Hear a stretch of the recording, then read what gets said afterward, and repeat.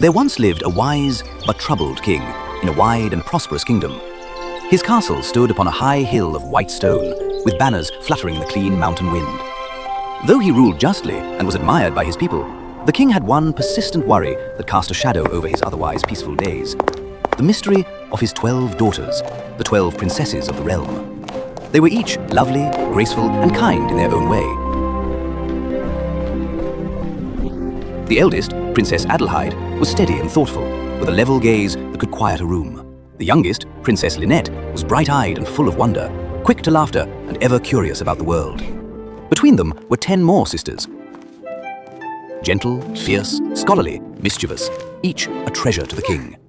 Yet, for all their virtues, they carried a secret they would not share, no matter how much the king questioned or pleaded.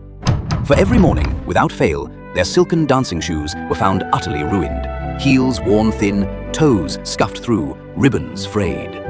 Each daughter had a dedicated lady-in-waiting, and each night the king himself locked their bedchamber with a heavy iron key. Still, by dawn, 12 pairs of shoes lay in tatters at the foot of each bed. At first, the king thought it a prank. Then he suspected magic. Then he began to fear something worse, some enchantment that might one day steal his daughters away. And so he proclaimed throughout the land, Message from the king!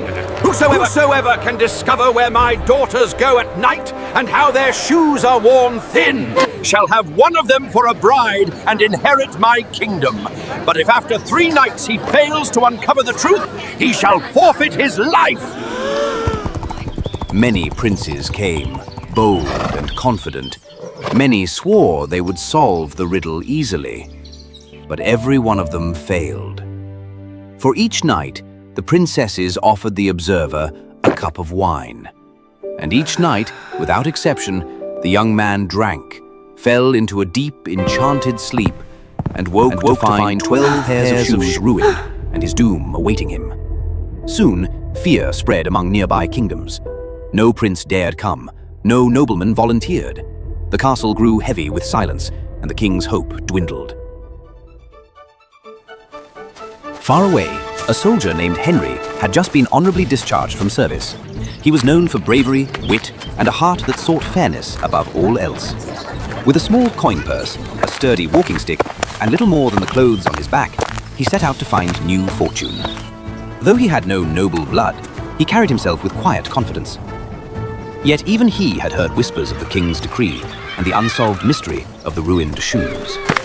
One crisp morning, he came upon a crooked old woman standing by the roadside.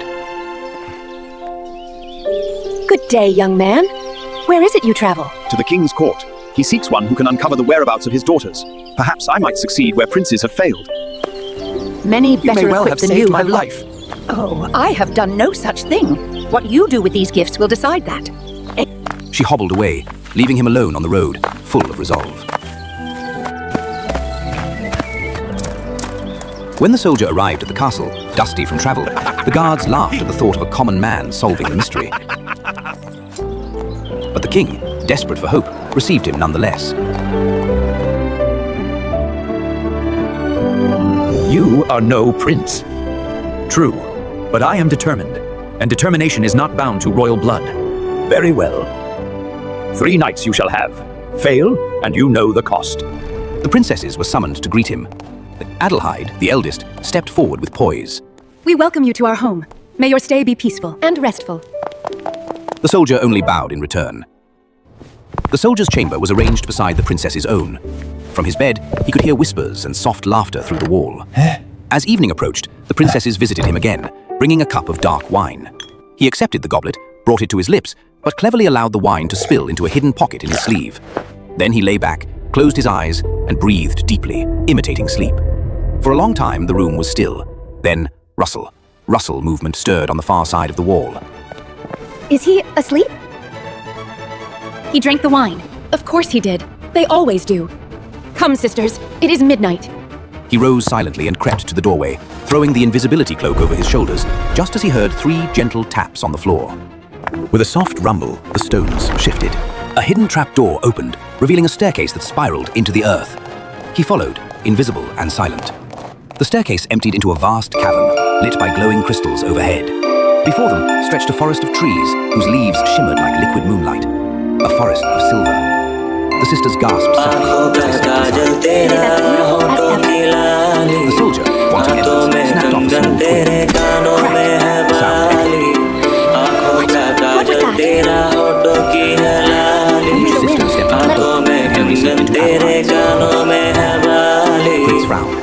You're both... एक नजर देखा हुआ तुझसे प्यार सोया ना पूरी रात चढ़ गया बुखार तुझको पटाने में किया हद पार तेरे चक्कर में खाया पापा से मार लड़की तू बांग्लादेशी बम मैं लड़का बंगाल का किसी से कम दम है मेरा बात तो सुन तेजी रम है गिलास तो ढूंढ सुन सुन सुन सुन सुन सुन सुन सुन लड़की तू ब्यूटीफुल कर गई चुल देसी में लड़का दिखने में कुल तेरे हॉटनेस ने मुझको जला के है रखा मैंने पहले से फायर ब्रिगेड मंगवा के है रखा धीरे धीरे मेरा वाइब आने लगा पर पुश किया सॉन्ग मेरा छाने लगा सबके मुंह में मेरा गाना आने लगा आने लगा आने लगा लड़का मैं बेंगल वाला लड़की तो बांग्लादेशी घूमेंगे कलकत्ता में जैसे हो पीला टैक्सी लड़का मैं बेंगल वाला लड़की तो बांग्लादेशी घूमेंगे कलकत्ता में जैसे हो पीला टैक्सी कलकत्ता का मिष्टी है खाने में टेस्टी है दो जन का दोस्ती यहाँ पर टेस्टी है आइसक्रीम नहीं जो पिघल जाएगा शादी कर लिया अब किधर जाएगा किधर जाएगा उधर जाएगी घूमने जाओगे पुचका खाएगी तीखा पुचका मुझे तेरा टेस्टी लगे उससे अच्छा मुझे तेरा बेस्टी लगे हाय हाय हाय हाय नखरा कमाल तेरा देसी है बवाल मुझसे प्यार करती है मत कर सवाल कातिल हसीना मैं पूरा कमीना पीछा ना छोड़ो कर दो मुश्किल जीना टीना मीना चंपा पारो दिल मेरा गया अयो मारे अरे अरे अरे अरे छोड़ो मेरा कान मुझे दर्द कर रहा शिमला के वादी में बर्फ पड़ रहा बिना हेलमेट के आगे मामा डर रहा जुर्माना भरा तुझसे प्यार करके शादी किया तुझसे घर वालों से लड़के The king approached the soldier with gratitude.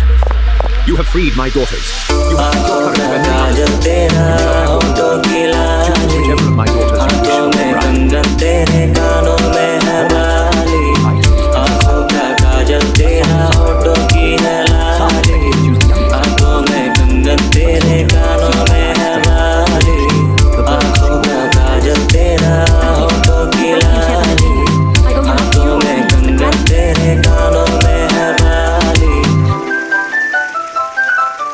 Then it shall be so.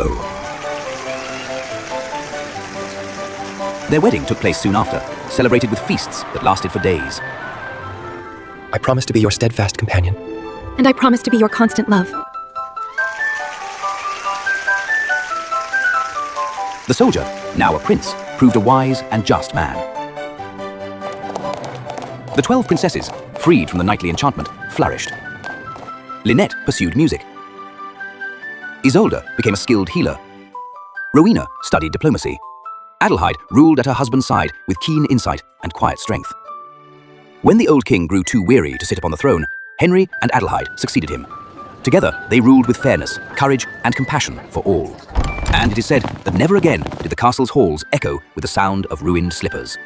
The enchanted groves, the lantern-lit lake, the underground palace, these faded into legend, remembered only in whispered tales.